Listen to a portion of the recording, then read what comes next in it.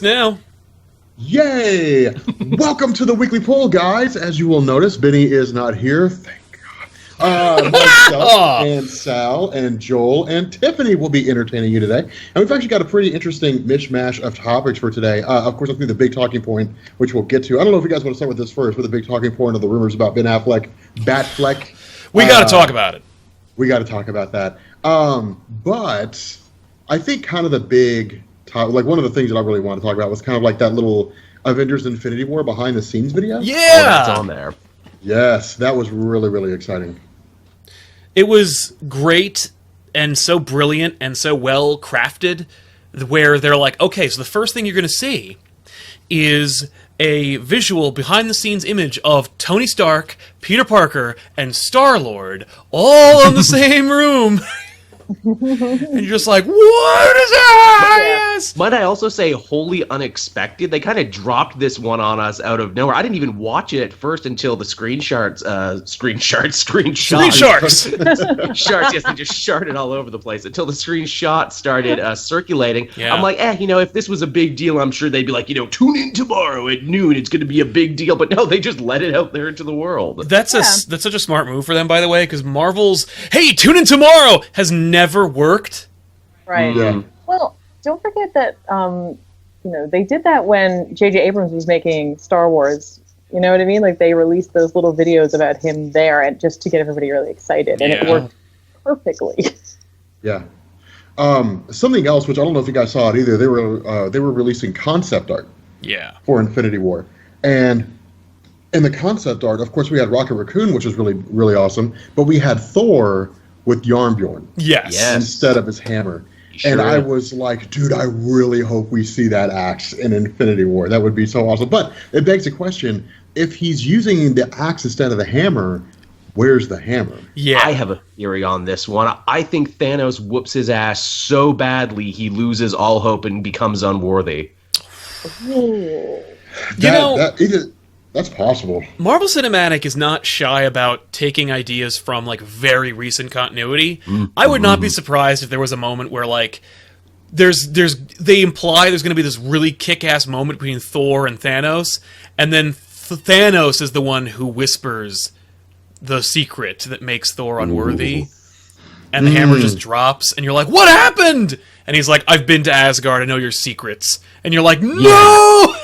Yeah. I have the time stone. I can see your whole life. Like, because how much of a major threat would that make? Where it's like, oh my god, he doesn't even have to touch the heroes to beat them. That's what I mean. I think Infinity War might just, because I know they're talking about. Well, all right, I don't want to get into like what I think Infinity War is going to be. So let's just talk about the stuff you guys were mentioning, the concept art, Jabberjorn being awesome. Jabberjorn, yeah, as Joel would say, it Jabberjorn. And I'm gonna keep going at that too. That's so not correct. No, okay, here's another possibility too. All right. Remember in Infinity Gauntlet when Captain America stood up to Thanos? Oh yeah. And Thanos like slapped his shield to pieces? Yep. Like what if Thanos destroys the hammer of Thor? That would be awesome. Like Thor goes to hit him with it and the hammer just shatters on Thanos. Oh. That would be amazing. Especially if he has the Infinity Gauntlet. It'd be like hitting hitting like a lollipop against a rock, like he grabs it with the gauntlet and crushes it in his hand. That'd be totally fine with me. So what's your body count for the end of this thing, guys? Everyone, anyone. Like the fact is, how I think I know how they're gonna end it. So I don't even want to like. I think that don't trust any death that happons in Infinity War because at the end of the day, deep dive. But at the end of it, who do you think is like out? Who's like who dies? Cap. Yeah, that's fair. I think Steve Rogers dies. They're not bringing him back. I could see him gone forever, which would be, God, that would be so sad if Steve Rogers, it'd be the saddest thing ever. Yes. I would probably cry. It totally would be, but then you've also got all these other replacement Caps waiting in the wings, too. You got two Caps ready to go, both of whom are kick-ass Caps. Yeah.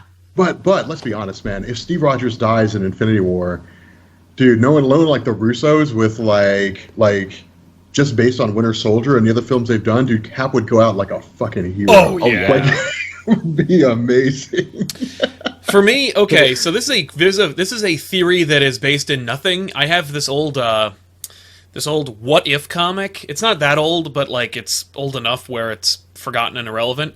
But they did a story. This is a very quick tangent. They did a story where it was what if the new Fantastic Four from the 90s like kept being the Fantastic Four, and then they did a sequel to that, and it was basically like what if Spider-Man, Wolverine, Iron Man, and like the Hulk were the Fantastic Four during the Infinity Gauntlet. Oh, and in the end, there's a really, really great moment for Wolverine, but at the end of the day, when they de-glove Thanos, Spider-Man gets the gauntlet, and he uses it to reset the universe, like to fix the universe, like to undo all of Thanos' shit. And when like one of the characters hands Spider-Man the gauntlet, they say, "Be careful of the power," and he says, "Don't worry, I know how to act responsibly," and then resets the universe. And I'm like, I could see the Infinity War first part movie, whatever, being just like a big slaughter fest. Everybody dies. The world is over. The Chitauri reinvade. The whole damn planet is just a war zone. It's taken over. It's an apocalyptic wasteland. And then in the second movie, all the stakes are like everybody's got to it's one last stand. Everyone's gonna die, and then they defeat Thanos, but at what cost? The whole world's over, and then one of them just gets the gauntlet and goes like, May everything be as it was 2 weeks ago. Because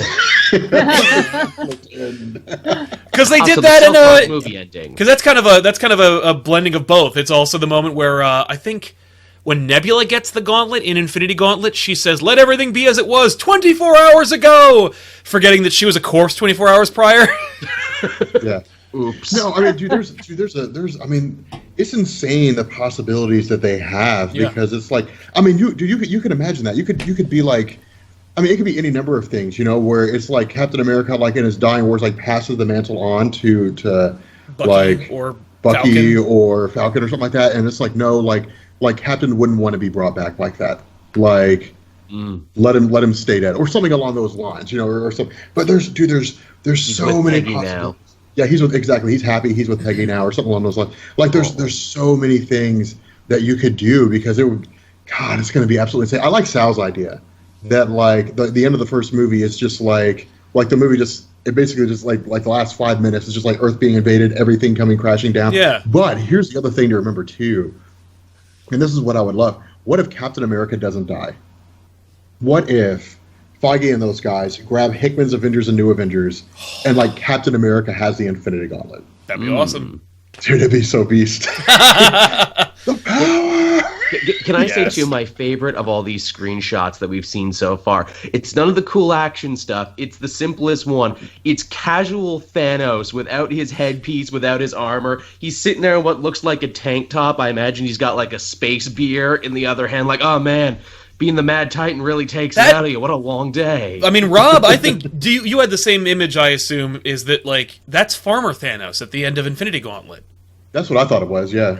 Yeah, like that's I faked my own death and I've earned a quiet existence Thanos that like at the end of the story. I mean, I'm sure that they won't do the same exact ending. I'm sure that you won't see many of the scenes from Infinity Gauntlet. But I might see some. I have no doubt. Iconic scenes. Yeah, I have no doubt we're going to be on like an asteroid, like they were. So, do they kill Thanos or do they leave him alive? Because I know they have a history of killing their villains. Yeah, based on that, I assume they kill him. Man, I hope they don't, because there's so much you can do with Thanos. Not even him just like coming back like I have the Infinity Gauntlet again. Like not even anything like that. Like having like a whole other kettle of beans, because Thanos opens up the Marvel cosmology, and it's a great way to introduce a whole litany of things. I mean, honestly, like without Galactus, it just the Marvel cosmology doesn't work. But we don't know if they don't have them yet. Well, that's dude. Okay. So I was on Periscope. All right, and I was talking about this. By the way, your Periscope was amazing last night, Sal, the other night. Oh, thank you. And I was thinking about this, and I was like, so how do you introduce, like, if you're Marvel, if you're the Marvel Cinematic Universe, how do you tell people that you have the rights to the Fantastic Four? Well, you don't show them in a commercial. No. No one knows until the movie comes out, and like. You literally have like that whole Infinity Gauntlet scene where like Adam Warlock, it might not even be Silver Surfer, it might be somebody else, but Adam Warlock has that thing where it's like whoever it is that replaces the Silver Surfer tries to catch the gauntlet at the last minute. Oh yes. when Thanos predicts it. And so then, like at the end of the movie, it's just like, all right, like we have to go to phase 2. And then it's just like he looks at somebody off panel and says, "Go find your master. I must see him." And then all you see is like a silver streak. Like, damn, like that would be amazing. Oh, don't tease me, Rob. Is it possible that Thanos could use the gauntlet to tear open part of another reality in which the Fantastic Four and Galactus are there, and that's how they come in? They're just like, yeah, no, we're just going to fold them in that way. That way we don't have to pretend that they weren't here the whole time. We're just like, nope, they weren't. They were over here having their own adventures. And come on it. I mean, just Age of Ultron, that shit. That's what they did with Galactus when, after Age of Ultron, they just threw him in the Ultimate Universe. Right? Exactly. I mean, there's so many things you could do. And I really feel like this would be the time to do it. Yeah. Right? I mean, if you have, like, if Marvel, if it's all hush-hush, if it's like everybody signs NDAs, anybody who whispers anything goes to jail for the rest of their life. Right. Like, the Disney ninjas kill you and your family. Yeah, the Disney ninjas kill you. Like you disappear off the face of the earth in a black bag. Like, if they somehow manage to keep it under wraps, and Marvel got the Fantastic Four back, like the Infinity Gauntlet would be the time to do it, because you you have this object composed of 5 or 6 little stones that control all facets of the universe. You can suddenly do anything. Like, you can open up portals, you can manipulate space and time, you can go back and you can just change time. So suddenly, the Marvel Cinematic Universe, as we know it, has this great big huge retcon where the Fantastic Four came along before Tony Stark, but they were in space while Civil War was going on. Or in the negative zone. You could argue, like, that they are anywhere that you wouldn't normally run into anyone. That's always been my pitch. I always said Planet of the Apes. It'd be like, their ship that went up in the 60s never came back down until 2017, but they never aged a day. So rough, though, introducing a 60s like semi-nuclear family to today. Like, well, you basically it's perfect because you don't have to change a thing. Yeah. Did Russia win? So do you think they'll have a scene, if they decide they want to possibly show other realities, where it'll just be like tears and you'll just get brief glimpses at things that we don't get to have? Like, will they do that? Will they put in that moment, that sort of montage, essentially, where everyone's like, I have to get the movie and I have to pause and like advance by the seconds to see all the different things? Yes. Like, where they're just here's a glimpse of the X-Men, here's a glimpse of the Fantastic Four, here's, you know what I mean? I think so. Well, I mean, even then, like, Doctor Strange could be the key. Like, right? I mean, like imagine that. Like, well, he's the key to my heart, but. I mean, imagine you get to the end of the first movie and it's like Captain America and all those guys like, we just don't have the forces to bring this down, and he's like, I've seen universes that you could scarcely imagine. I can find people to help us. And then like the second movie, like Fantastic Four, X-Men, like they all just come rolling in by the ropes. Yeah. Like there's so many ways to pull that off, so many things to do. Because I feel like they wouldn't be hyping the multiverse as hard as they are if it was like, hey, like the Living Tribunal, because the Living Tribunal is scarcely a reason to hype the multiverse. Yeah, you can introduce a Living Tribunal in the MCU and just say, well, he just runs the universe. I mean, you could replace Eternity with the Living Tribunal, and casual like people who've never read comics wouldn't know the difference. So, well, and there's no reason to mention the multiverse if you're only going to unveil the Fantastic Four. Yeah. You know, like, we have an infinite plethora of realities, and we're going to pick one of them, and this one team is going to come out of it. Yeah. These 4 people are going to save us. Yeah, and these 4 guys, one of whom can go away. That's her power. She can disappear. She's the best at it, though. Yeah, we got a rock man, a stretchy jackass, and a man who might set everything on fire, and this lady who we can't see most of the time. Yeah. But yeah, so like the promo image is hype. I really love that they're being subtle about it. It's I'm still on board. Yeah. Hey Rob. Oh, yeah. You just got a sub. Hey. Sneaky cloak. Sneaky cloak. What a name. I don't like that. What a name. Okay, so what's next? Moving on to our list.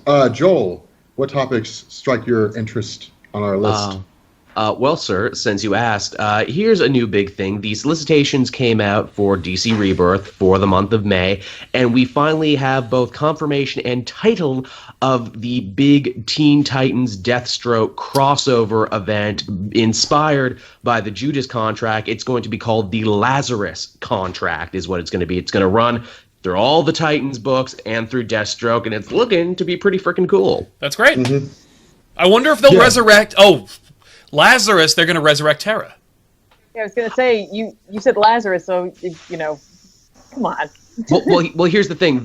What we know so far of the story and what we've read from the solicitations is that Deathstroke goes to war with the Titans to get a hold of Wally West, who he believes to be the thing to bring back his son. Right. Oh. They only say son, though. They don't say which son, which I find very interesting, because Deathstroke, of course, has two. There's Grant, the guy who worked for Hive, got killed and started the blood feud between the Teen Titans and Deathstroke. Then you have Jericho, who was a member of the Teen Titans, but isn't a member anymore. They kind of wrote him out in DC Rebirth to be like, yeah, he was never a member. Yeah, that's weird. Well, they wrote out of Teen Titans, but Jericho's still alive. Yeah, he's still alive. But he's not on the team. Well, he's the guy Deathstroke's fighting right now in his own book, which leads me to believe, oh man, is Deathstroke going to kill his own son, feel bad, and then try and bring him back with Wally West's help? That would work. So, all right, DC fans. Lazarus, any other reference other than the Lazarus Pit in DC lore, or is this just a coincidence? I don't know. None that I can think of. I mean, it would make sense. Like I think it's just the biblical reference, like Judas. Yeah, I know that it was. It's just interesting because of the significance in DC's universe to begin with to select that word. Now it could be because it's going to be a Titans and Teen Titans crossover, and Damian will be a member or is a member of the Teen Titans. That the name Lazarus and the resurrection of somebody. It could be that he kills his son and he wants to tap the Lazarus Pit and Damian gets wind of it and then he involves all the Titans and it becomes this, like, Titans versus the League of Shadows kind of situation with Deathstroke somehow involved. I still say, what's the story with Terra as a character? Was she ever alive? Was she, like, in the New 52/Rebirth universe? Whatever happened with Terra? Hold on, Terra was the daughter of Deathstroke, right? No, she used to bang Rose. Deathstroke, and she was she was the sleeper agent on the Titans that like betrays them in the Judas contract. Oh, see, I never read the Judas contract. So It's pretty solid. Okay.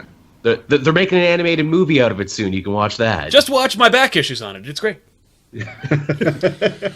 Well, I really do wonder if they will answer that question and square the circle, Sal, of Terra's involvement in the Titans lore as it stands right now, and even Jericho's, because as we've seen with Wally, when he touches you, you remember the missing 10 years and you remember what went down. It would be fun if they tried to square the circle by saying, well, Jericho was on the team when he was younger, but he left because of whatever reason. Right, exactly.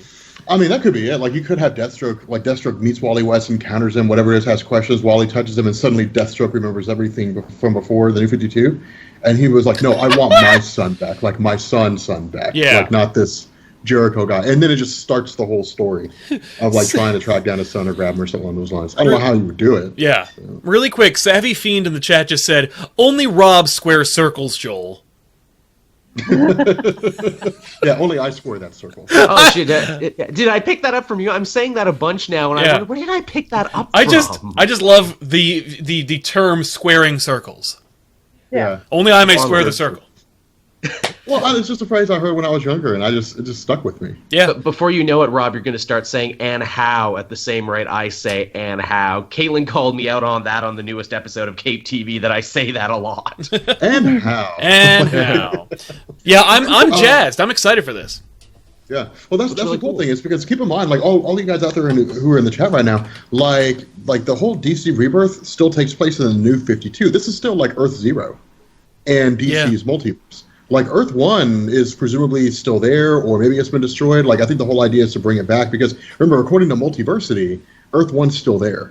Yeah. Like, according to Grant Morrison's one, which we know Multiversity now counts now because of multiplicity. So, yes. Earth 1's still there. The bigger question to ask here is, where the hell did Wally West come from?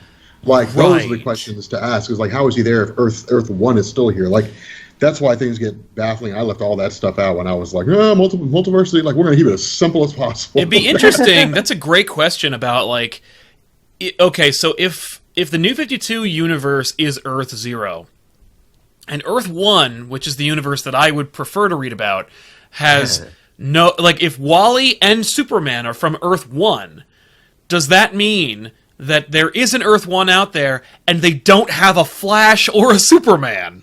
Indeed, what the hell happened to their Earth? But, like, are they just kind of, like, scrambling to keep comets from hitting the Earth and, like, not screw up time? Like, what is happening over there?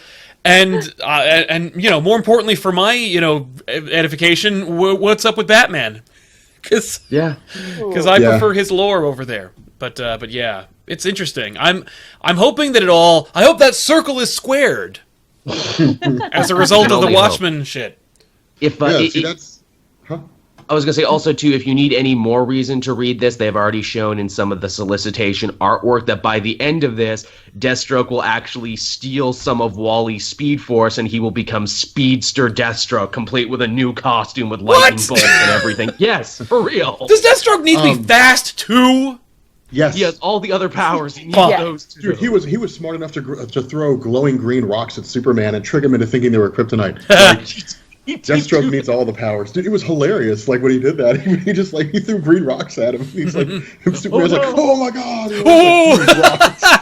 Dude, it was hilarious. Joke's on you, asshole! Green rocks. Better than him just getting a little bit of it. It's just like I'm just a little bit faster than a regular. It's not really impressive. Like, if we're in a foot race, I'm gonna win. But like, you know. But if you're not reading the new Deathstroke book, there's a great bit in one of the newer issues where they actually sit down, retcon, and properly explain what Deathstroke's actual powers are. Where it's like, oh, well, he can use, 100% of his brain, unlike any other. Oh, God! No, here's the best part. A scientist steps in and goes, no, that's stupid. No one can do that. If he did, he'd be telekinetic. His brain is just evolved. The super soldier serum evolved his brain, so that's why he's good at everything. No, the reason he can't do that is because that's dumb. Because, like, you don't, it's not like you're not using 100% of your brain. It doesn't matter. All right. Then you get into the movie Lucy, and let's not get into that. Yeah. Damn it, Joel. Damn it. That was going to be my joke. Like, regardless of what Lucy tells you, like, that shit doesn't apply. But That's not how it Morgan Freeman works. made it sound really possible when But Morgan Freeman just wanted some money. Dude, I would do anything. Dude, Morgan Freeman could make, like, a 10-second video and throw it on YouTube, and he's just like, zombies are coming. And I would be like, fuck! We gotta get the hell out of here, guys. We gotta go somewhere. To the bunker. Morgan Freeman said it's real. Yeah. Morgan Freeman said it, man. It's true. Like, don't question that I shit. can't argue with We that. got another sub. We got another sub. Mick. Wow, what a name. Mick Gregerman. Sploo. Thanks for The subbing. Highlander. Yeah, he's like, there can be only one. Okay. So That's I McLeod. wanted to. That is McLeod. That is true. Duncan McLeod. I want to jump into unless Tiffany or Sal, unless you guys have a topic you want to grab. Oh, man. No, go for it, man. Okay, so I wanted to jump into Secret Empire. Yes. I saw that was on the list. I don't know much about it, so I'm looking forward to hearing what's up. No one knows anything about it, but what we more do know info. is Secret Empire is going to lead into Marvel Rebirth. That's what I'm calling. I'm calling it Marvel Rebirth. Okay, so Sal. No, you got to come up with a better term. Okay. Point Marvel, it now. Marvel Reborn. They're going to do Marvel Now Heroes Reborn. That's exactly. Oh, no! No, okay. I did. Yeah, they can't use the word reborn, can they? No, they can. They did. They It's can. awful. It was bad. Dude, I was talking to people about this, and they were like, "So, what do you think it's going to be?" And I was like, "Well, see, back in the 1990s, like Marvel was trying to find a way to make their heroes like relevant, like basically everyone but the X-Men, because it was like, hey guys, what's selling? It's like everything that's like X-Men related is selling. Anything that's not the X-Men is not selling. And so, like, they were like, well, let's just do Heroes Reborn. Let's like do a soft reboot. And the world hated it, and Franklin Richards fixed it. And so, like, That's why we'll always love Franklin Richards. that's why we'll always love Franklin Richards. I think they're going to do a Heroes Reborn thing. I don't know if they'll call it that. I wouldn't be surprised if they did. Right. Call it Resurgence or Renaissance. Mm-hmm. Reloaded. But it'll be Marvel's Rebirth theme. But the whole the whole Secret Empire is supposed to run until August, and it's supposed to segue directly into Marvel's Rebirth or whatever it is. Right. Making it sound like it's going to go through the majority of the team books, much like Pleasant Hill did. Yeah. Yeah, which I'm kind of interested to see where it goes. I mean, I'm really excited about it because I love this Captain America, but I mean, that's the question is like, how do you put the genie back in the bottle after something like this? Like, do you kill him? Do you use a cosmic key? Right. What do you do with Cap? Because you've killed him twice now. Yeah, when you kill him again, the hell with it. Nobody stays dead in comics. Or you got to have Kobik rewrite him. Again, I haven't been reading Thunderbolts, but obviously Kobik is like the MacGuffin. She is the magic reset button for this whole thing. What'll be great is if Nick Spencer just totally offs her. Yeah. Like halfway through the event, and you're like, what? No, but that's how we get Steve Rogers back. But how do you kill the Godchild reset button, though, I wonder? Dude, that would be the way to do it, man. Like, if you're Nick Spencer and you're just, like, pissed off at Marvel, Spooderman! Thank you for subbing. If you're Nick Spencer and you're like, you know what, I don't like Marvel, like, they're making me bring back the Captain America that I hate, which is why I changed them. And you know what we're gonna do? Like, we're gonna take away all their abilities to bring him back. So, like the Cosmic Cube, gone. Red Skull, dead. Like, everybody's just gone. Everybody who knows is just gone out the window. So it's like, good luck, Marvel. Good luck writing a way to bring him back that doesn't suck. Like, and then you just end your story with it's just like, well, what comes next? And then you just kind of put Marvel in a corner where they have to do something stupid. And then nobody puts Marvel in the corner, Rob. Okay, nobody. Nobody. What I appreciate about this and what Nick Spencer himself has said is that, you know, after so many events in a row, he was very self-aware in the articles and on his Twitter, where he's like, after so many events in a row of heroes fighting each other, I can swear to you up and down, this event will be a watershed moment for all the Marvel heroes finding out that their friend was secretly evil, and they will all have to unite and put all their bullshit to bed to go battle Nazi Captain America and save the world. And I'm like, good. Yeah, this is literally, and this is the way events should be. It's earned. It has a foundation in story. It is it ramps up the action, and it comes to an inevitable head where there is no other conclusion but to do either a mini or an event, because the story has reached the boiling point where it is so big that it can't be contained by its own volume. Like, Secret Empire, first of all, those Prestige covers look freaking awesome. Yeah, they do. Okay, and that is like real attention that they're giving this book. The book looks beautiful. They're having Steve McNiven draw it, which means they give a damn. It's just... And, of course, Nick Spencer's been sowing the seeds for a while, and not in a Hickmanian way where he's like, no, I'm resetting everything universally as well. Like, no. Everyone's going to go through their own kind of, like, rebirth. Honestly, like, I think Secret Empire is going to culminate in not a reboot in the, like, continuity, but in a rebirth kind of everybody gets shaken to the core of what makes those characters who they are. Dude, that'd be the way to do it. And to combat it, they have to come back to the status quo, essentially. No, because that's great writing, because it would be lazy if it was just like, Comic, come fix this, and she's like, done. Like, it would be lazy, or if it's like the Fantastic Four come in, and then Franklin's like, Dad, this is not how it's supposed to be. He's like, no, son, fix it. And he's like, done. Like, that would just be lazy. That would be very lazy. Ever. They're holding the Fantastic Four for when they need to truly fix something. Like, someone really messes up, they're going to be like, okay, there's a little emergency case on the wall, go crack that and pull out the Fantastic Four because we need it now. But I like your theory, Sal. I like the idea that like in instead of it being just, being like, okay, we're renumbering everything and starting over again, it's just like these characters have to look inside themselves and they'll renumber anyway. Yeah. Oh, they'll renumber. You know what I mean? That's a foregone conclusion. No, but they won't. It's not like the Ultimate Universe is going to crest the horizon and then merge with the old. Like, you know what I mean? There's no. It's just going to be they all just kind of they just get their shit together. Hey, now let's be honest here. That Secret Wars #0 was beastly. It was. Watching the Ultimate Universe fight the Marvel. Don't be bringing that down, Sal. No, I'm just saying that it's not like they're going to do that again. I think that would be a mistake in the wake of the number of various things where they've had like Marvel Now, Marvel, you know what I mean? Like, they've had too many of those too recently to do it again. Because I think it'll detract from what it is they're trying to actually do.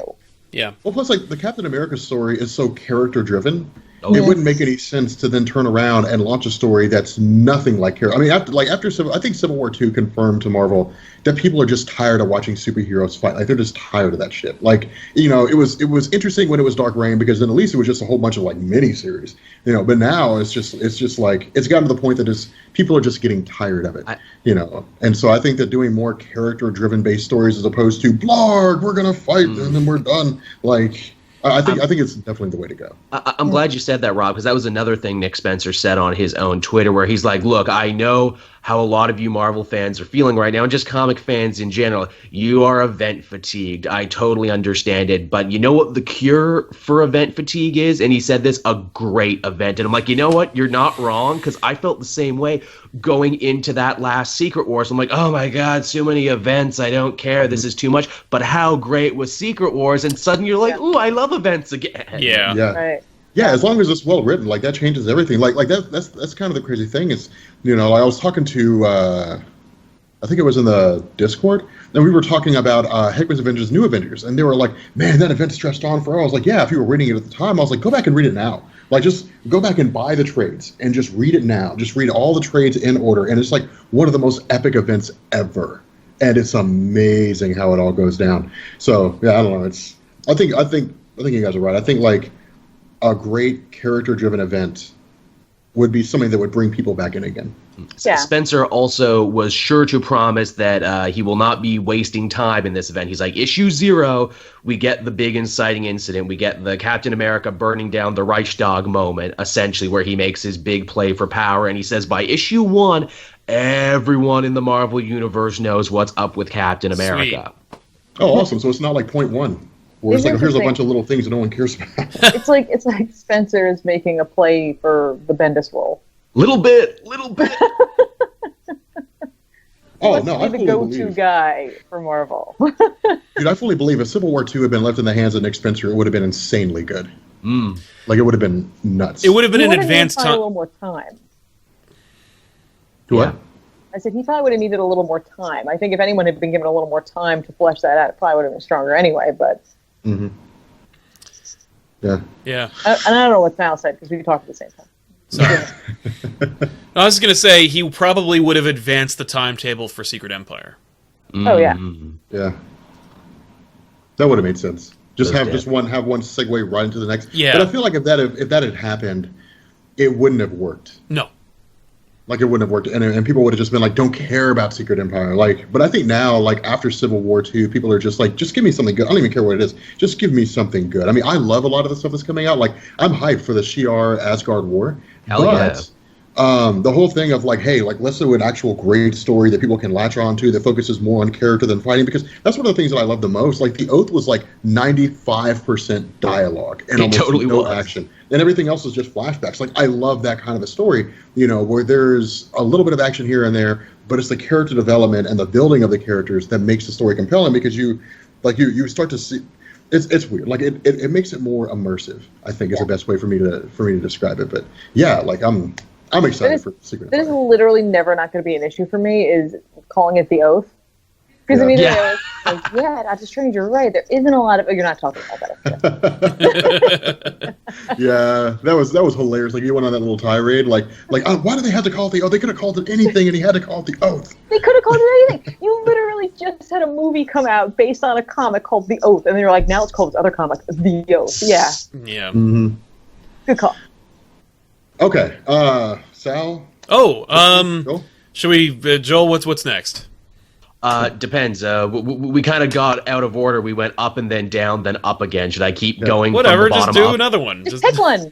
Okay, well, here's one that I know everyone's absolutely gonna love talking about right here. It was announced today that Chip Zdarsky, his big Spider-Man project, we now know officially what it is, and he is going to be penning a brand new book called Peter Parker, The Spectacular Spider-Man, that sees, essentially kind of like Spidey, it's going to be a bunch of flashback tales about Spider-Man when he was poor and struggling and not the head of a major corporation. No, is that what it is? I thought it was just a supplemental book, and he's just promising that we're going to drop the whole that. I thought it was just in continuity. No. This is like going to be a series of flash, unless I read it wrong, because Dan Slott was sure to come and say, no. Amazing is still moving on the way it is. This is just another book you get. Because if it's a flashback book, then I have zero interest. But if it's that like, was my worry. but no, Well, like I mean, this would be like volume 3, wouldn't it? of Peter Parker, the Spectacular Spider-Man. Yeah. Because the first one was supposed to be Ben Reilly, and people were like, no. No. There was Peter Parker, the Spectacular Spider-Man was the first spun out of the Spectacular Spider-Man magazine. Oh, that's right. And when they then- were doing those little black and white. Yeah, and then Peter experiments. Parker Spectacular Spider-Man like ran through the 80s, and then they dropped Peter Parker, just called it Spectacular Spider-Man. That ran through the 90s. Then Paul Jenkins took over Spectacular Spider-Man. There's a whole Spectacular is one of the longest running Spider-Man titles outside of Amazing. So bringing it back was a smart move. I don't know if Yeah. I care for Chip Zdarsky's Peter Parker, but reading his decision about what his approach to the character sounds like he seems to get the character, so I'm cautiously optimistic about this title. I will also say that Adam Kubert drawing it means I'll buy it. Yeah. I like Zdarsky. I like his work. He's a comic artist. He was an illustrator before this. He became a writer. You know what I mean? Like, the man knows comics. He wrote, he was a co-creator on Sex Criminals, and he also illustrated it. And that book is great. You know what I mean? Like, yes, is it over the top? Is it not for all readers? Sure. But there's a lot of actual character developments in there, and you do have the everyman who ends up with powers, essentially. And I think he handled it really well. I agree. Yeah. I don't know. I mean, it would be interesting to see what Black Mage 8-Bit Splooge. Thank you for subscribing. And I'm kind of curious to see what they do, because I feel like with Spider-Man, I mean, you can't really go back and tell old stories with Spider-Man, can you? I mean, They've all been told. yeah, there's like so many of those little stories have been told. So it's like, here's what he was doing between the hours of 5 p.m. and 8 p.m. Yeah, is that what no. the story is going to amount to? Like, I mean, I don't know. Yeah. I don't know how you. You can't. I don't know how you Like, pull that they off. did the Spidey sequel, they did that terrible Nick Bradshaw Spidey book, not a year ago or whatever, that was, it's in continuity unless it isn't, and whatever, it's just fun, shut up. Then there was this series called Untold Tales of Spider-Man from Kurt Busiek, who's a continuity hound. Dude knows, loves, respects, and idolizes continuity, and knows exactly which pages between the folds he could tell a story from.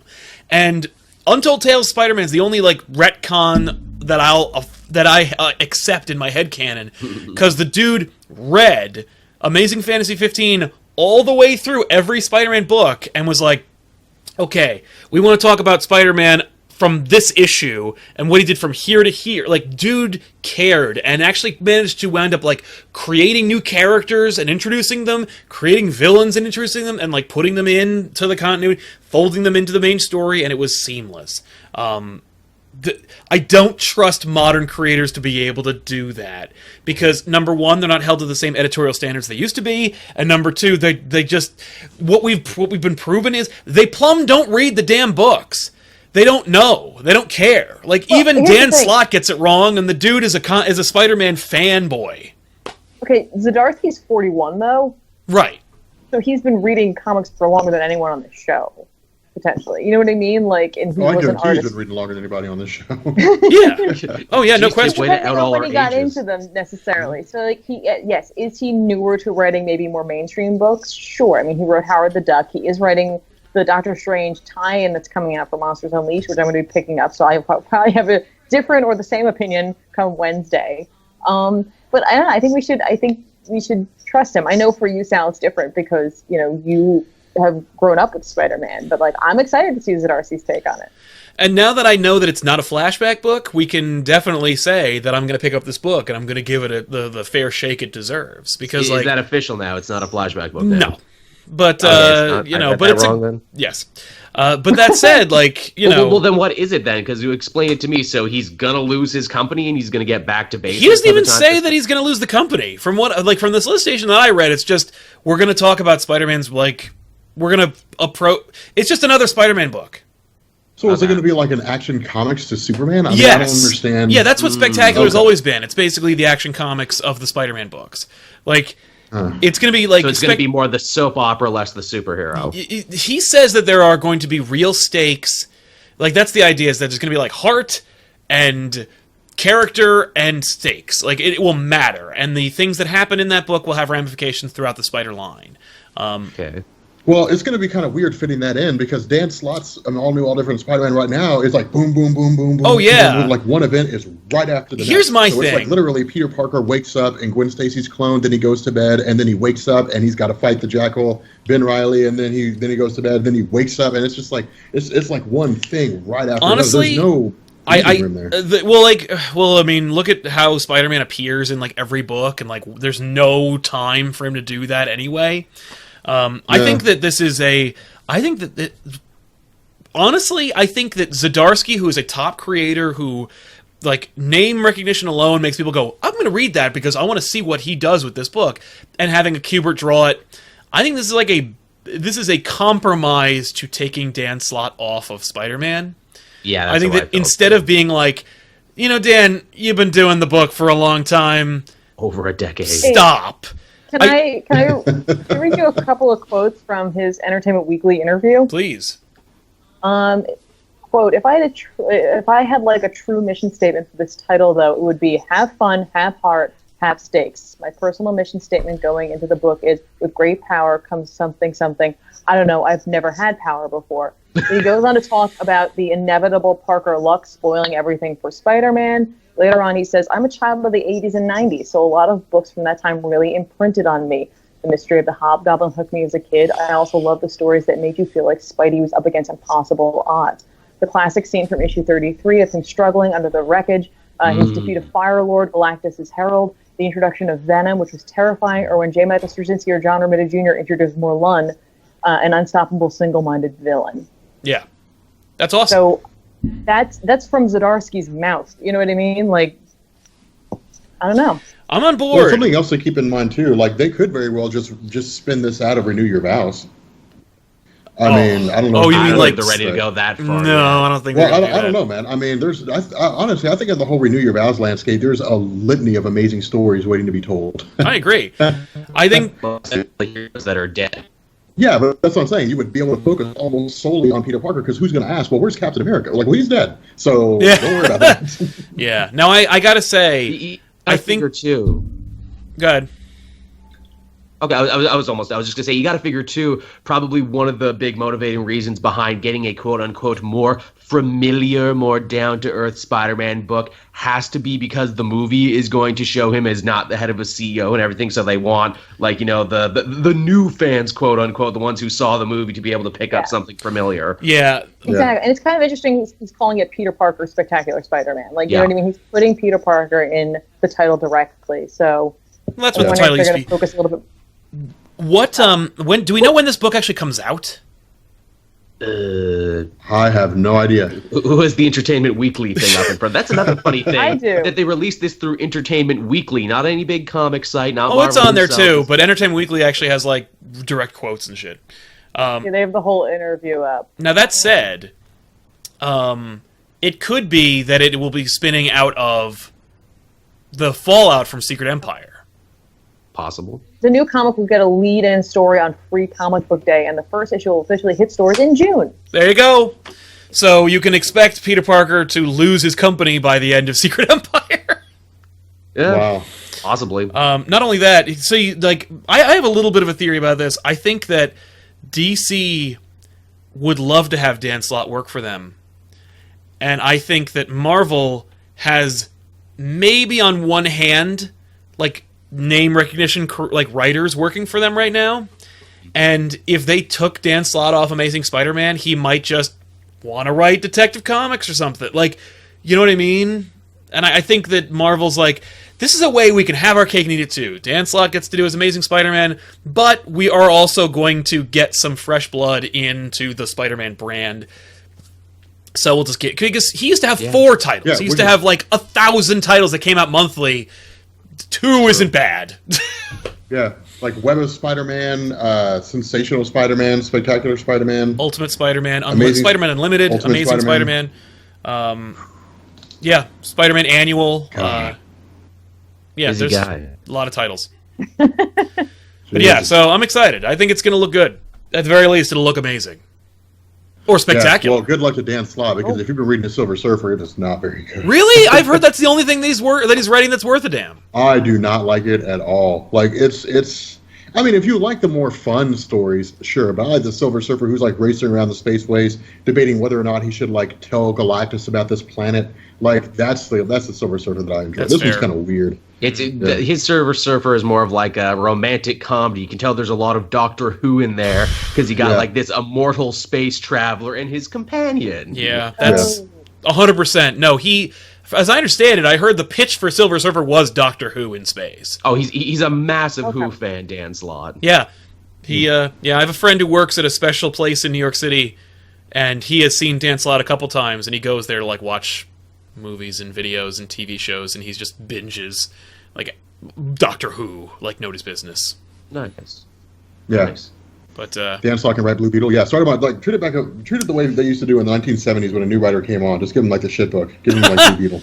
give him the shit book book. nobody cares about. They should do that a little bit more, where it's like, hey, if you can cut your teeth and sell books writing this character, this unsellable, you can do anything. That's man. right. That used to be the the trial by fire for most new creators. Like, here, if you want to prove yourself, write Moon Knight. Yeah.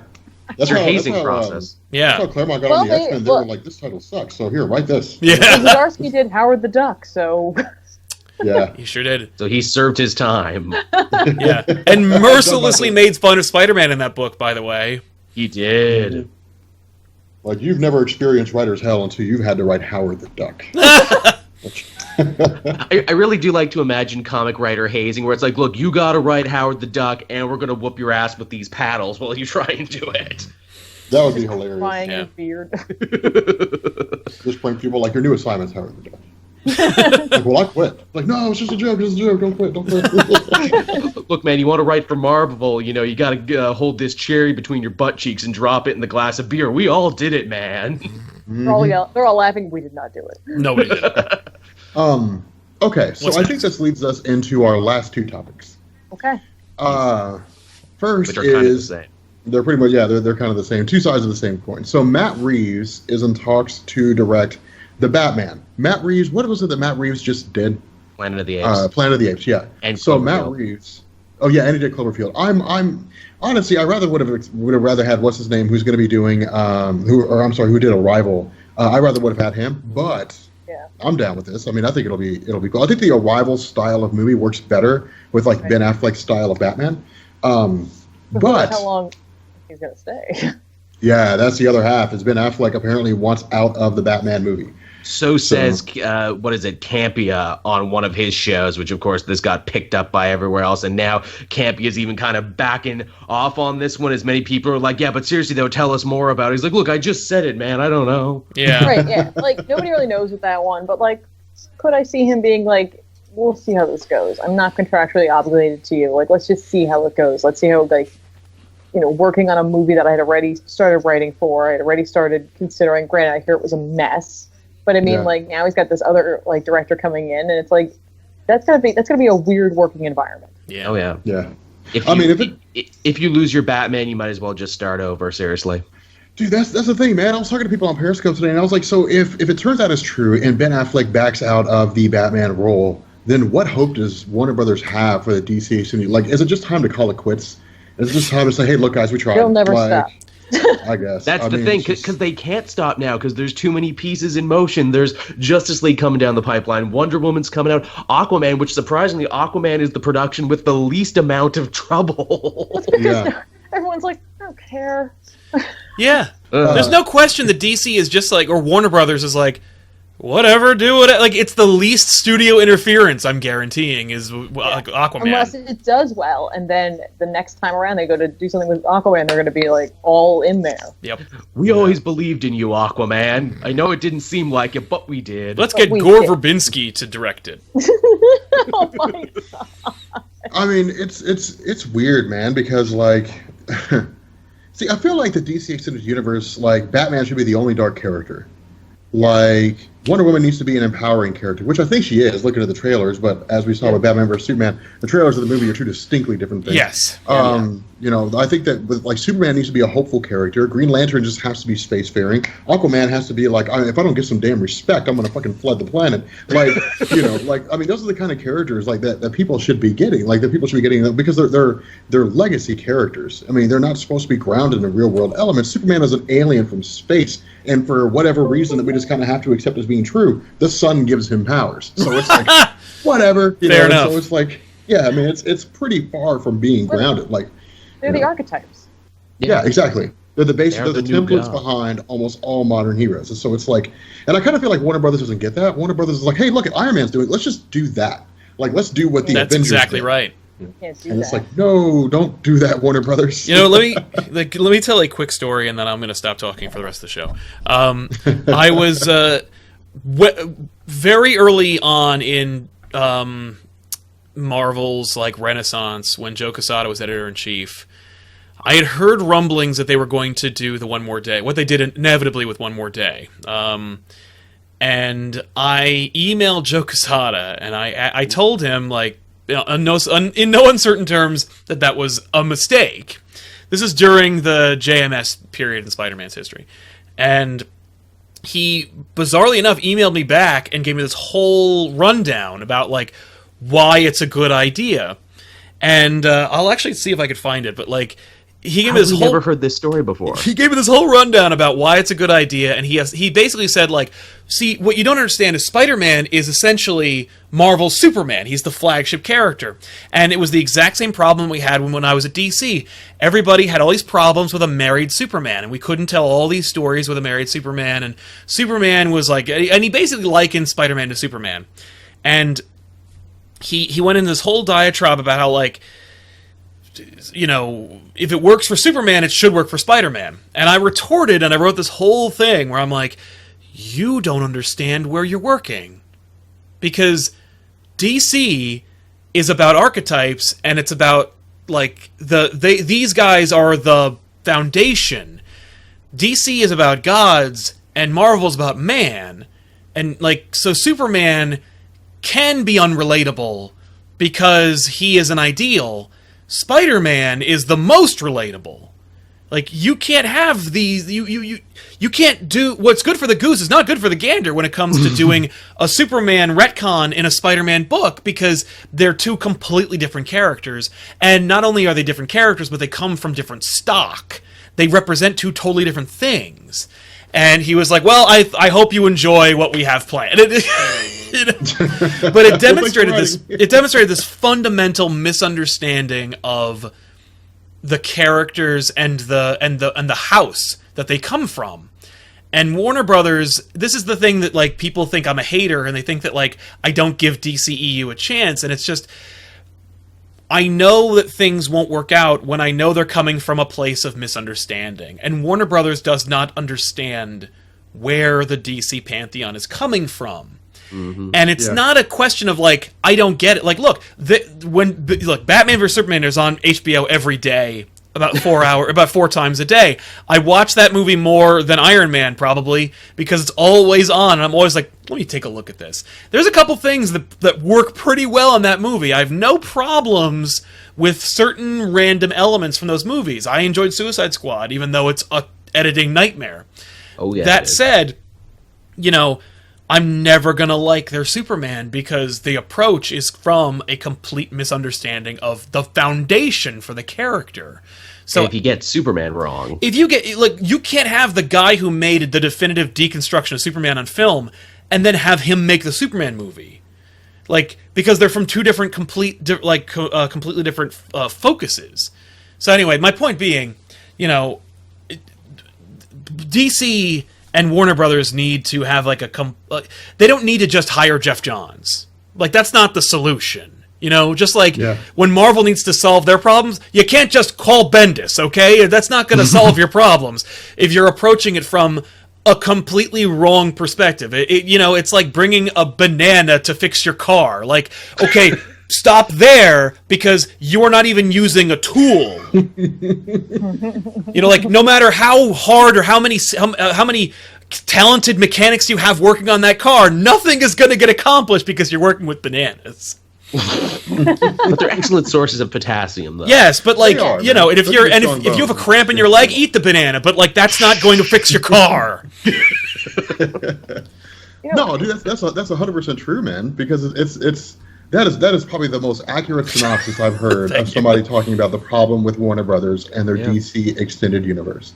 Like that is super accurate because I mean here's a really good example. The entire Marvel Cinematic Universe, like you guys out there in the chat, I don't know if you know this, but the entirety of the Marvel Cinematic Universe is for the most part based and rooted in the Ultimate Universe. Almost every single component is pulled from the Ultimate Universe. That's why it's so different from like the main Marvel Universe. The origin of Captain America is main Marvel Universe, but Samuel Jackson, Nick Fury, his story is Ultimate Universe. You know, I mean, it all kind of, you know, it wraps in, and there are elements that kind of get mixed together. But DC's not like that. DC doesn't have an Ultimate Universe. No. There's just Earth 1, but there's only like 4 books from that place. True. Well, that's the Earth 1 is just a publishing name, like Marvel Now or DCU is all Earth 1 is. But the idea is that in terms of like DC's continuity, DC's timeline, DC's method of storytelling, there's the DC universe, and that's one of the like we saw that like the backlash the movies are getting is a reflection of the backlash fans gave during New 52. They don't want the 15-year-old Superman that's trying to figure himself out. You know, it's like, well, you can't tell me what to do. Nobody wants that Superman. They want a Superman that's like that's talking to his son. Like, I wear that costume because it inspires people. Because I, as a superhero, inspire people. Like, people want the Superman who dies and the world attends his funeral. Like, that's the Superman that people want. And they want the Batman who's like, I don't trust anybody because, you know, I'm Batman. That's just what I do. I just don't trust people. Yeah. Like, that's the one they want. They want the Aquaman that's like, I'm a king of Atlantis first and I'm a superhero second. Like, they want the iconic versions. They want the iconic version. They want the Hal Jordan Green Lantern that's like, when all else fails, I will fight until I die. Like, that people want those signature characters because they represent fundamental aspects of what superheroes are. You can go through every single superhero that exists in DC Comics and Marvel Comics, and you can go all the way back to those individual characters, that core Justice League team as they appeared in 1960, and you can literally pull out elements of each of those individual characters. You can combine them all into a single person, and you'll find virtually any Marvel superhero in that person. Like, and that's why those characters are so significant, is because they're legacies, they're iconics, they're templates for everything that came after. And that's why it's like, when you have a Batman versus Superman movie, when you have a Superman Man of Steel movie, when you have a Batman solo film, a Justice League film, it's like, if there's any one comic book movie that you don't screw up, it's any of the movies coming out of Warner Brothers right now as far as DC goes. Like, those are things you almost have to get perfect, because if you don't, people are going to be like, well, they screwed it all up. You know, because it's not like you can kind of dance around the idea of Tony Stark being an alcoholic. No. Like with Superman, he has to be inspirational because that's Superman. It's not a facet of his personality. It's not how some people view him. That's what he is, and it really creates this weird thing, because it's like, how do you get that wrong? It gets even funnier because we see DC doing it right on television, of all places. They're nailing it so hard on television. And again, the CW shows aren't perfect. They have their problems, like anything would. They are a little melodramatic, a little soap opera, but hey, so are comics in their own way. But they get the characters of them, and you like them, and you want to follow their adventures. And every so often, they'll give you cool shit like, hey, you want a 2-parter in Gorilla City? Yeah, I do. Yeah. Here's what's interesting. Not only does Warner Brothers not understand their characters, as you guys just like perfectly encapsulated, they also don't seem to understand how to actually make a movie. Because if they're bringing Matt Reeves in, my understanding is when he went into Planet of the Apes because that director couldn't get it done, he did a script rewrite. This Batman script, I believe Affleck and Jeff Johns worked on a version, then that got rewritten. If he does that again, that's 3 rewrites just to put out a Batman movie. Oh, yeah. Yeah. And if you can't get Batman, if you can't figure Batman out... Right? Yeah. Like, you literally had Jeff Johns working on something. And I know Affleck, I had a hard time like focusing because he was doing too many projects simultaneously. But still, you literally had someone who works in comics, who is in charge of DC right now, working on it. And then you're like, get this other guy to rewrite it. Now we're going to bring this other guy in. And I really think he's going to want to rewrite it because he's going to want to put his spin on it. He's going to want to be like, no, I'm not making Affleck's movie. I'm making my movie, and Affleck's in it. Yeah. It's like, that's just bad business. That's just bad movie making right there. Yeah, that always sort of baffled me. I never really understood understood where they came from, because I don't know. I mean, they're timeless characters for a reason. Like, Superman is timeless for a reason. Batman is timeless for a reason. I mean, I get that after Dark Knight Returns, Batman and Superman will fight forever. Why? Because people just love it when they fight. No one wants to see Batman and Superman like shake hands, glad hand, and be friends. You do to a degree, but it's like they have to fight somewhere along the line. Well, even ideologically. Yes. Yeah. That's what I'd rather see. Well, yeah, I mean, no, see them argue, debate, and so on. My Batman Superman, my Batman Superman was like, their relationship was forged thanks to like John Byrne and his Man of Steel reboot.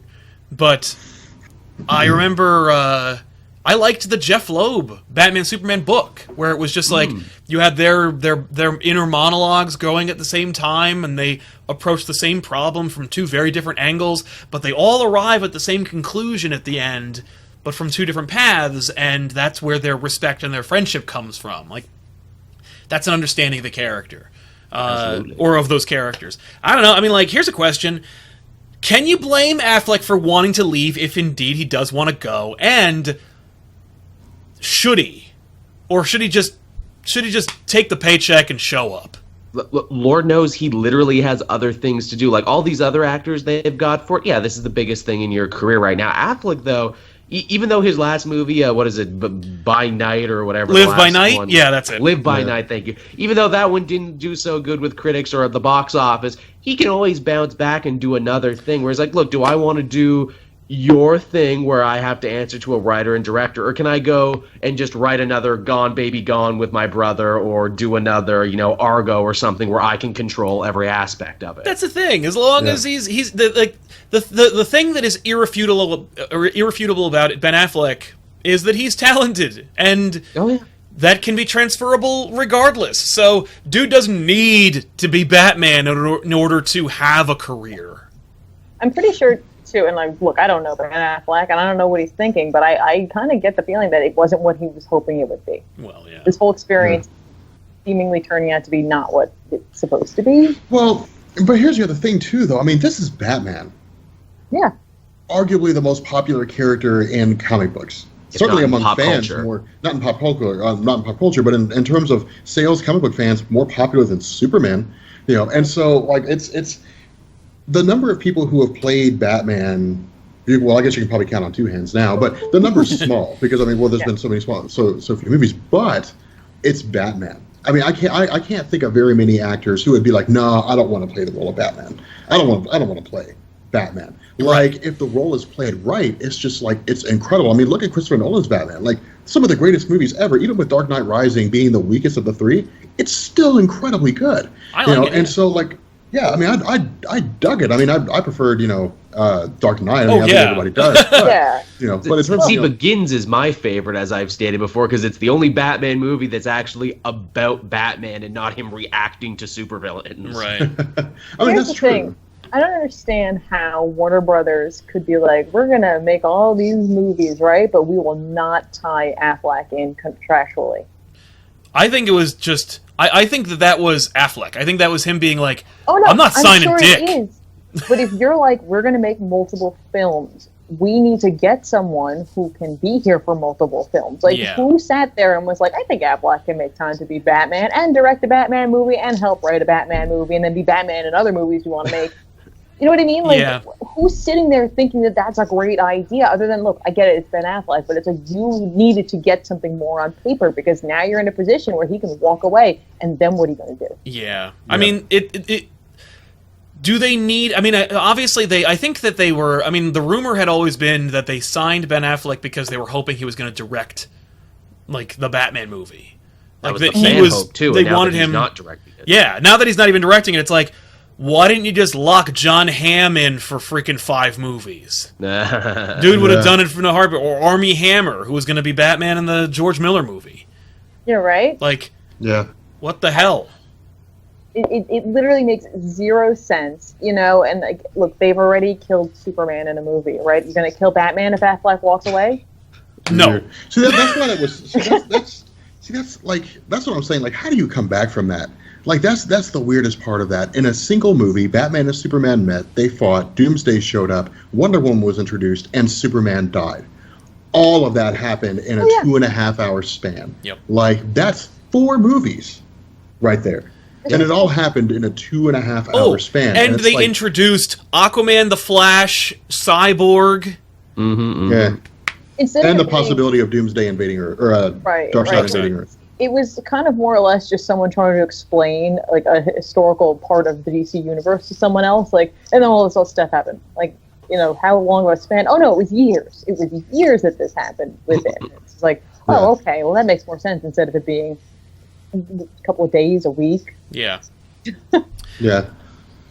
I can understand that I can understand this movie existing in 2003, where Warner Brothers is like, I don't know if we're going to even make any more of these movies. So let's throw the kitchen sink at them and see what they like, and then hope that there are existing stories that are out there that we can mine. But this is a world where it's like you're already thinking franchise, so why would you use 20 different... Well, all right, we're deconstructing Batman vs. Superman. We shouldn't be talking about that. No, it really is about, like, we got this new writer, like, he's come in before, he swooped in before to save other films. He did Cloverfield, which is awesome. I mean, like, I enjoy that movie a lot. I know it's not everyone's, like, cup of tea, but, like, he is capable of telling a, like, gritty story that involves this whole, like, high sci-fi fantasy elements to it. I loved his Apes movie. Right, and I've heard they're great. I haven't seen them, but I've heard nothing but good things from that. Really My concern, of course, is the rewrite and him wanting to make his mark on it. And I would love it if at some point they put out, or someone leaked all the different scripts. Yeah. Like, I want to know, even if it's not complete, I want to see the Affleck-Jeff Johns collaboration. Whatever they had, where were they going to go with it? What story were they going to tell? And here's my thing, too. As someone who loved those Apes movies so much, both the last one and the new one that's coming out this summer, I like them so much. I'm like, man, you know, given what we've seen Warner Brothers does to their directors, even when they do turn in movies like Suicide Squad, I would much rather have seen what else Matt Reeves wanted to do on his own than maybe make a Batman movie. Yeah. Which is crazy to think. And it's interesting, like, do you think they're going to be like, just do whatever you want? Like, you know, you can do whatever you need to do. Or you think they're going to bring him in and then be like, we brought you in to replace Affleck, so you better listen to what we have to tell you. Yeah. I mean, that could be it. It could just be one of those things where it's just like, anybody who's not on board with like our vision as Warner Brothers, like they get kicked out and we bring in somebody, like just a series of yes men. Yeah. And then when you do that, what you end up with is a really shitty product, because sometimes maybe the person who wants to direct can direct something better than what Warner Brothers wants to do. Yeah. I mean, we've seen it happen a million times before. I don't even know if they even have like a vision. I don't think they do. Make this movie and have it have Batman, and then we'll put it out, and then we'll make money. I think they have a dartboard, like a series of numbers that corresponds with, you know, whatever their vision might be. And they just kind of throw it, and they're like, oh, okay, gritty and grimy. Sure, that goes with Superman. Let's do that. Why not? All right, you take a throw. I think it hurts that they don't have a Kevin Feige. They say they have lots of people who are like, oh, well, we have a think tank, you know, we have a brain trust. People are like, yeah, but you don't have one guy cracking the whip, though, and making sure everyone gets their stuff done. And that's it. Like, I know they have Johns involved, but like if he's there more or less as a consultant for them to be like, hey, give us a character that we can use, or like, you know, make sure that we get this right, or whatever. If they even ask that, Kevin Feige's in charge of things. Like, he does things. Like, he's a mover and a shaker. I think Johns is just like, hey, I have ideas and I really know what's happening. You want to maybe let me in? He's a voice amongst many. Yeah, well, it's like, I assume that they consult him the same way they consulted Bendis, where it was like, when they were making the Amazing Spider-Man movie, I know they called Bendis and they said, organic or mechanical webbing? And he was like, mechanical. And they were like, really? And he's like, yeah, it's integral to the character. And like, okay. I think with Johns, they're like, which Robin is dead? And he's like, Jason Todd? And they're like, who's that? And he's like, it won't matter. Just pick Jason Todd. And they're like, okie dokie. Like, I think that's the role Jeff Johns has played in these movies. It's like, what is Wonder Woman's real name? Batman murder people? Yeah. Batman murderer? No. Batman use gun?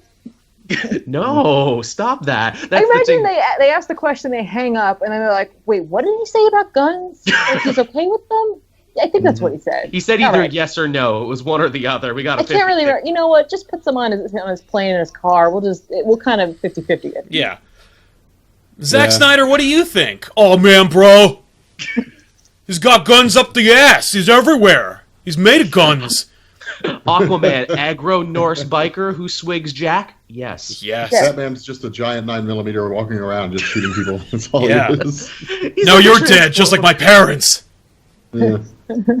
God, it's man, like it's somebody asked a really good question in the chat too. They were like, what's this all leading up to? Well, to the best of my knowledge, it's leading up to the introduction of Darkseid. The real question we have to ask here is that when Darkseid shows up, will we really want him there? The real question, I think, because if he's gonna, wreck it, if you're gonna wreck this shit, then yeah. Yeah, but I mean, look at Doomsday. It's like, yeah, we're so hyped because Doomsday is going to be in this movie. Then we saw him, and then we're like, that Doomsday looks like shit. Yeah, but we all knew that Doomsday wasn't going to be like an ongoing or perpetual thing. They threw him in just to get butts in the seat because they were concerned that apparently Superman and Batman, and then tossing in Wonder Woman wasn't going to be enough. Which is weird. Also throw in something you all remember and we'll work up to this other guy. It's like, hey, it's a movie called Batman versus Superman. Enough said. You could have a movie where they spend 3 hours playing chess, and people would go and fucking see it. Like, and then they're like, "Excuse me, Rob, I make movies. I think I know." Yeah. Okay. Like, yeah, you make movies. Yeah, you make bad movies, but you make movies. At least I can't hear Darkseid you is over a my character. billions of dollars right now. Okay, thank you. But no, I guarantee that's the stance they take. I mean, that's response. Like, well, Bold makes movies, but it doesn't mean they're good. I mean, it's just exactly. It's crazy, and that's a funny thing is because I think that Warner Brothers is kind of like, hey man, it's financially successful. That's because you got fucking legacy heroes. I guess you could make any movie with them and it'll sell. Right. I mean, if the almighty dollar is really it, then that's fine. But the issue with that is it's diminishing returns. Like, people look at Justice League and where they should be like, dude, I am hyped. People are just like, I don't know, man. Like, yeah. I saw I'll see it maybe at a matinee. Yeah. Yeah. No, the question about Darkseid is, will we even get to him? I don't know. Mm-hmm. And will he look like he does in the comics, or will he be a big cloud? I don't even think we're gonna make it to Darkseid. He's saying that I think they're gonna reboot. With the number of changes that have been happening lately, people dropping out, people, you know what I mean? Like, I don't know. I mean, like, it depends on whether or not J.K. Rowling wants to make some more Harry Potter movies. Because, like, this is literally the reaction to losing. So, like, well, we don't have any more Harry Potter movies. We were used to making, like, $1 billion a year. How do we do that now? I guess we'll have to mine our comic book franchises. Yeah. You know what they're going to do? They're going to fuck around and introduce a multiverse and screw it all up, confuse the hell out of people. That's such a great idea. Multiversity, the movie. That's what they're going to do. They're going to do multiversity, and people are going to walk out like, "What the fuck just happened?" What happened? And they're just, yeah. Then a lot of like really stoned people are going to go see it. They're going to be like, "I totally get it now." This is the Warner Brothers version of "Dude, Where's My Car?" That's what it's going to come across. That's how people are going to be like, "What the hell just happened here?" Yeah. Like, I don't know. It's. I'm kind of hoping they do that. I wouldn't mind seeing them reboot, where they're just like the DC Extended Universe Rebirth. It's like whatever, anything better than what you have right now. Whatever, I'll take it. Yeah, it is what it is, and it's going to be that until somebody over higher up recognizes that there's a problem. Yeah. Well said, Tiff. It is what it is. I mean, until they start taking massive losses, like Justice League came out and it was a $150 million loss for Warner Brothers. Which I don't think they will. I think the only thing they could have heard is that if Justice League comes out and those characters don't connect to people, like, like Flash and Aquaman and and I don't know how they couldn't. Or Cyborg, like, they don't connect to people, and then they start not showing up for their solo movies, where they're like, well, I saw him in the team movie and I didn't really like him, so why am I going to go pay to see him on his own? Yeah. Yeah. What a terrible way to introduce Justice. Like, hey guys, let's do Avengers, and then let's come back and do movies on the individual characters. Yeah. Why? Yeah. Why? Who is going to go see Thor after you've seen him in Avengers? Yeah. I wouldn't. I mean, I liked Thor, but I liked it knowing that it was a step to Avengers. Well, yeah, because it also, like, if you're an outsider going and you don't know anything about comics, right? Let's say you did go and see Thor, you went and saw Iron Man, then you go and see Avengers, you feel like an insider now. Yeah. Like, you, feel like you're in on it. You're like, I know that guy. I know what happened. You know what I mean? Yeah. Like, it puts you in a better mindset going in. Agreed. Yeah. And it's just like, and they're all here, and they're fighting some guy named Steppenwolf. Well, who the fuck is Steppenwolf? Yeah. Well, just go see Justice League to Heavy find Metal out. Thunder, that's who he is. Yeah. Good Yeah. job. He's got a subscriber. We did. Wow, man, you guys have some crazy names. Granamir, 81. Sploosh. Yeah, I think that Affleck leaving or potentially leaving, or because Affleck has had no qualms about using the media to get leverage in this experience. I would not be the least bit surprised if he does leave. That's number one. I'm not surprised. Number two, I think it's indicative of the climate over there. You know, like I can imagine Ezra Miller being like, "Oh man, I just got here. The whole damn house is falling apart." Poor kid. That'd be hilarious. I mean, legitimately, like I think Aquaman's going to be the best one. I mean, I'm interested in seeing it. I mean, they're doing it's had the one with Cyborg. the least trouble so far. But It's like they're doing the whole like, man, hell if I know why they're doing something. No one cares about Cyborg, man. Like Cyborg's the most useless character I've ever We're seen. never getting a Cyborg in 2020. We might not even make it to 2020 for all we know. No, dude, they're gonna do Cyborg. They're like, we need to do Cyborg because Cyborg needs to get some respect. No, I bet there is no Cyborg. No, we'll just do the Lobo movie. Oh, that I'd like. I'd see that. Go see that. Yeah. That's been in development for a bit, the Lobo movie. Frickin' Guy Ritchie was attached at one point, I think. I'm just saying, all of a sudden you're going to see like Cyborg scratched off and someone just writes Lobo over it. They're like, Well, clearly they have no problem doing that, dude. We weren't supposed to get a Batman movie, but then they're like, oh, you liked him? Okay, we'll squeeze that in there. So Suicide Squad sequel? No, that sucked. Harley Quinn solo movie. Hey, we got The Rock sitting around for Shazam, don't we, and Black Adam. Okay, let's just put a Black Adam movie in there, too. Why not? Yeah, everyone wants to go see a Black Adam movie. Mm-hmm. You say that, but The Rock is in it, so it might actually be a surprise. They went to go see that Earthquake movie. They sure did. Don't go see anything The Rock's in. I mean, yeah, but like To a point! yeah, it's kind of weird. I can imagine the audiences. Dude's called Black Adam, not even black. I don't get it. No, that's exactly how they're gonna walk away from it. Like They're gonna be confused. Well, here's the thing too: is like, are they gonna go into like the Rock of Eternity, and they're gonna explain all that? Because I have a feeling this movie would come off. Yeah, like, but they wouldn't though. No.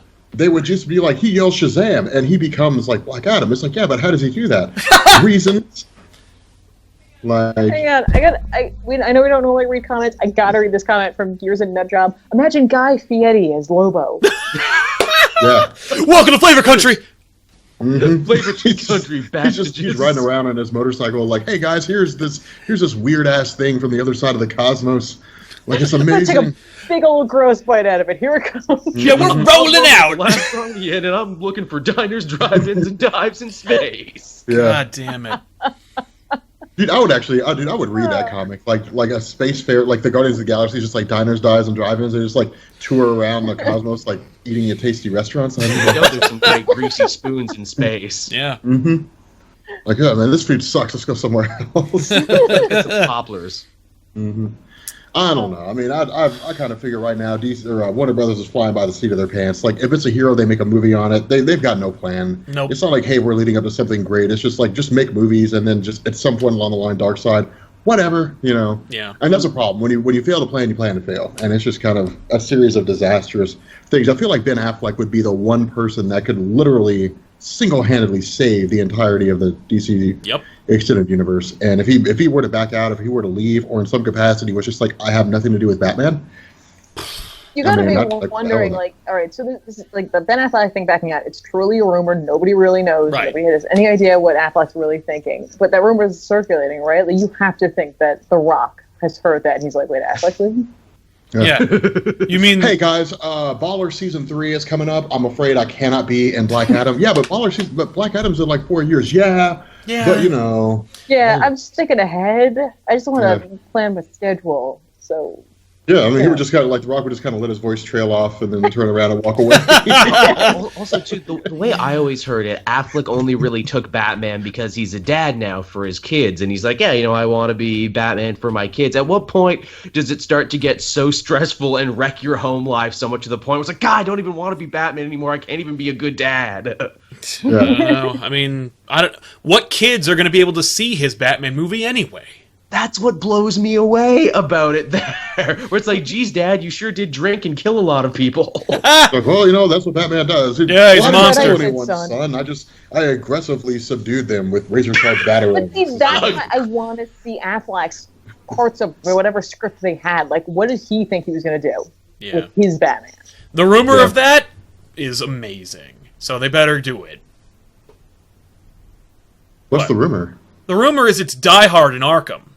Ooh, I like that. I'd watch the shit out of that. Yeah, the Batman is trapped in Arkham and he's got to fight his way out. It's just Die Hard in the Batman universe. Love it. I want that movie, especially if because there's a rumor that Deathstroke will be in it. Maybe Deathstroke's chasing Batman through Arkham, or maybe he's brought in. But you get a chance, you do that movie. You do that movie and it's Batman. Maybe he lost his utility belt, right? He loses that immediately or something like that. But anyway, you lock Batman in Arkham.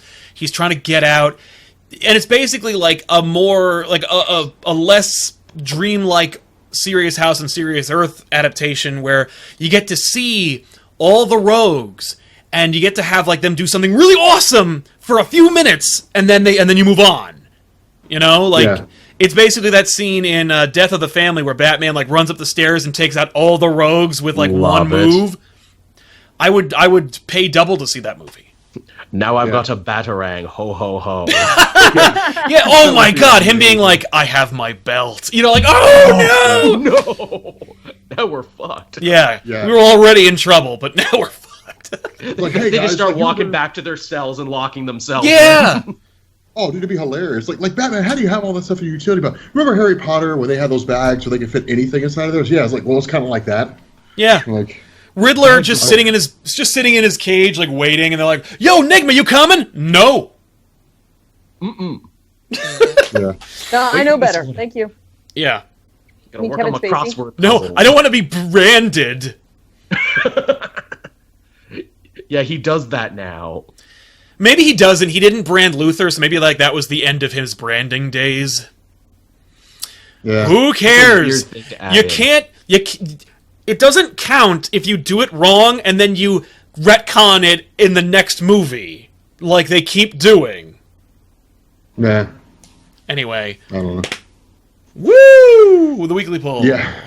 All right, guys. Well, we're running over a little bit, so I think it's time for us to go ahead and bounce off here. Right on. That's right. Rob and Benny are going to be playing some video games after this. Ooh. Yeah. Well, I kind of need to download and install that video game. Oh, you playing? Wait, what are you playing? Sniper Elite 4. I think it is. That was not the two options he gave. No. Well, it was GTA 5 and Sniper. Well, he called me later on. He was like, "Let's play Sniper Elite 4." So I was like, "Okay." No, I heard it was Overwatch or GTA. No, it's not over. Dude, I'm so tired of Overwatch. Dude, that game was amazing for the first few months, and then it's just it's running in circles. So I'm like, That's every multiplayer done. shooter for you. Really? Yeah. But we're just mock Rob because he sucks. You know what, Benny? Sploo. You guys want to hear a secret about Benny? We sure do. Benny's gay. You said that with such conviction too. Hey, you know It's what? amazing. We haven't actually closed the show out, so now that has to That's go in the show now. That has to go with the show. It's in the show. That's part of it now. Thanks for Radiating watching. throughout the internet. It's here forever. Okay, so what do you guys have going on this week? Oh, good question. Good question. Over on ComicPOP, the real Zoobs over there is going to be hosting back issues where she will be doing Saga Volume 3. Whatever you said, I am not that, Rob. You jackass. You're not straight? Wow, you're not straight? Damn, guys. Benny just confirmed that he's gay. Wow. No, I thought you said that, but I was like, Rob wouldn't have the balls to be like, Benny's gay. Well, he did. I did. He went there. Yes, I did. Well, you interrupted Sal in the middle of his explanation about what he has coming out this week, Benny. Good job. I'll be back in 5 minutes with Rob, forcing him to suck ass. Yeah, Sweet. We'll be back in a minute. All right, let's take that from the top, Sal. All Let's right. So ever. Wow. Yeesh. All right, I'm sorry. Go ahead, Sal. No. I'm just waiting for the window to come back because Benny threw off the entire thing. Oh. Wow, he did. Yeah, well, nothing I can do about that. Anyway, Tiffany's hosting an episode of Back Issues where we're going to cover Saga Volume 3. And let's see, we are also going to be dropping a letters page. Just a lot of fun stuff. Oh, Elseworlds Exchange, of course, is coming out tomorrow. Stay tuned on ComicPOP.net. You can watch us live at 5:30 p.m. Eastern Standard Time to see us talk about stuff that you probably care about in some way. It's going to be fun. Awesome. Yeah. That's cool. Yeah. Joel, what do you have coming out this week? Oh, well, thank Joel's you just sitting there waiting to be called on. You don't have to raise your hand, Joel. It's okay. Oh, I just thought that was only polite. I'm just like, usually this is how we do these things. But yeah, if you head on over to my channel, of course, I'll have all sorts of new reviews coming out this week. Also, hey, if you're a fan of the Comic Multiverse podcast, that's the podcast I do with Matt, we finally officially have a SoundCloud page. You guys all goaded me enough now, so everyone go favorite and subscribe and follow on the SoundCloud page. And also, if you're a fan of Cape TV, which you can listen to over on the main Weekly Pull channel, which Sal is nice enough to keep all in order and everything. We talked about Legion on the newest episode, and that sea monster stopped by and joined us, so that was a fun one. Like she flew to Canada? Pardon, not literally, she Skyped on us. You know, like how we're doing now, Rob. That technology, man, it's We're weird. all in Canada. I still don't understand it, man. Like, did you know that you can type stuff to people and just send it to them electronically? Don't say like a letter, but without paper. It's weird. I don't know how it works, man. It's a I don't series of know. tubes. I don't know what you would call it, but it sounds awesome. I assume that it's like when you're at the bank and then you put you put your driver's license in the tube and then it goes up to the teller. Oh, it's a pneumatic tube, yes. Yeah, it's a pneumatic tube. I assume that's what you do when you email. Yeah, that's pretty much how it goes. The internet The is a tubes are series smaller, of though. tubes. Yeah, they're insanely small. All right, Rob, what do you got coming out? Yeah. I don't know. Nothing. I'm quitting YouTube, guys. I'm God done. damn it. Again? No, I have Joel, you're fired. I have It doesn't work. You say it every week. Tomorrow I'm killing Green Arrow. Oh. And which is going to be kind of a weird one. And then the week after that, I'm doing Juggernaut. Thank God. And then I am. What am I doing? Oh, I'm doing the Legion story, Lost Legions.